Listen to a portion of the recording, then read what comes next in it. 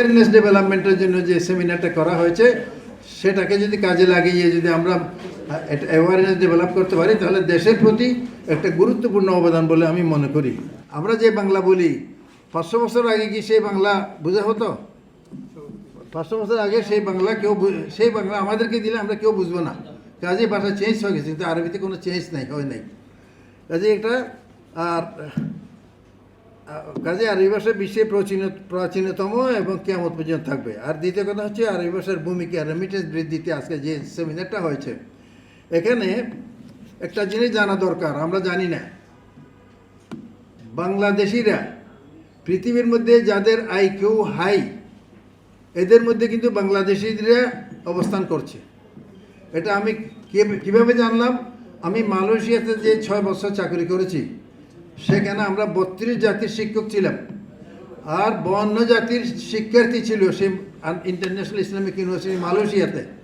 সে প্রত্যেক বছর dean list এবং মালয়েশিয়ার মধ্যে হাইয়েস্ট মার্ক পেয়ে যারা পাশ করে এবং যারা আমাদের বিদেশি শিক্ষকদের ছাত্রীরা স্কুলে অধ্যয়ন করত, সেখানে দেখছি যে সবসময় ডিন লিস্টে যারা টপ র্যাঙ্কিংয়ে স্টুডেন্ট ছিল ওরা বাংলাদেশি, এদের অধিকাংশ বাংলাদেশি।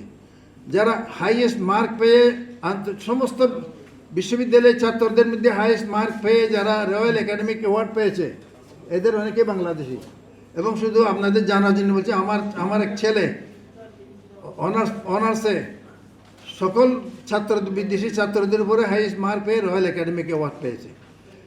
যারা স্কুলে পড়ে বাংলাদেশি ছাত্ররা প্রত্যেক ক্লাসে ফার্স্ট সেকেন্ড থাকে। আমার যত সন্তান সেখানে পড়ছে প্রত্যেকে ফার্স্ট সেকেন্ড ছিল। আরও শুধু আমার না, বাংলাদেশি যতই শিক্ষক ছিলেন তাদের ছাত্ররা স্কুলেও ফার্স্ট সেকেন্ড থাকতো। তাহলে এটা কিসের ইন্ডিকেশন? হাই আইকিউর। কিন্তু এটা আমরা জানি না জানার কারণে বাংলাদেশি যে সমস্ত লোকেরা বাইরে যায় তারা প্রপার পায় না। সরকারের পক্ষ থেকে যথাযথ প্রশিক্ষণ বা না পাওয়ার কারণে তাদেরকে এমনিতেই রহীন হিসেবে যেতে হয়। তারা কোনো এক্সপার্টাইজ না থাকার কারণে লেবার হিসেবে কাজ করে।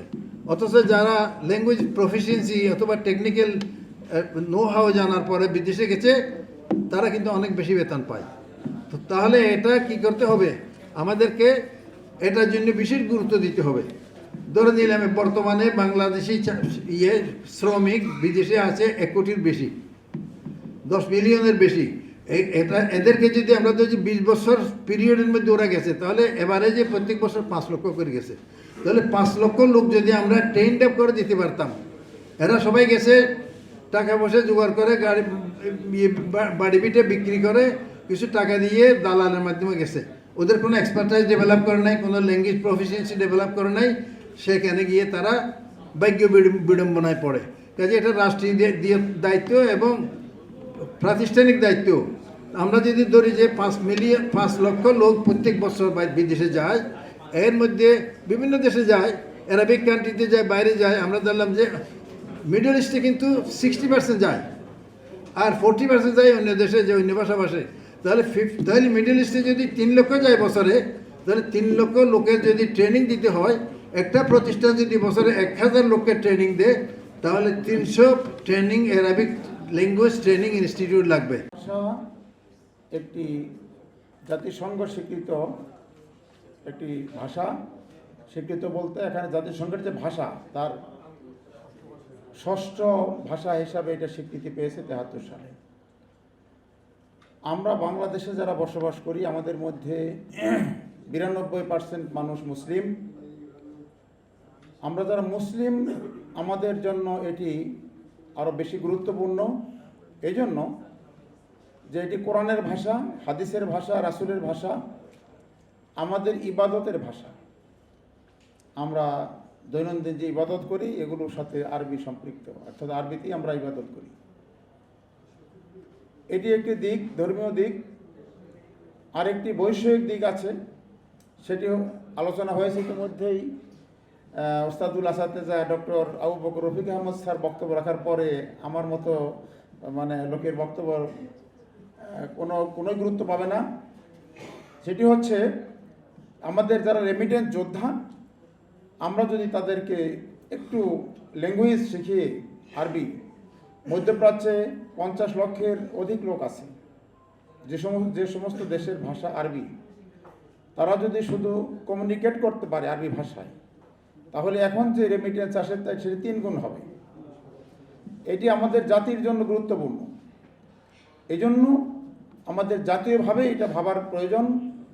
আমাদের লোকজন যাতে দক্ষ হয়ে অন্তত ল্যাঙ্গুয়েজটা শিখে যেতে পারে, যারা আমাদের দেশের অর্থনৈতিক উন্নতি এবং সমৃদ্ধিতে গুরুত্বপূর্ণ ভূমিকা রাখবে। আমি মাদ্রাসা বোর্ডের চেয়ারম্যান হিসেবে আমরা যে কাজটি করছি, বিগত সময়ে আপনারা জানেন আমাদের দেশে আরবির চর্চাটা মূলত মাদ্রাসা শিক্ষা কেন্দ্রিক। মাদ্রাসায় বিগত সময়ে আরবির গুরুত্ব কমানো হয়েছে।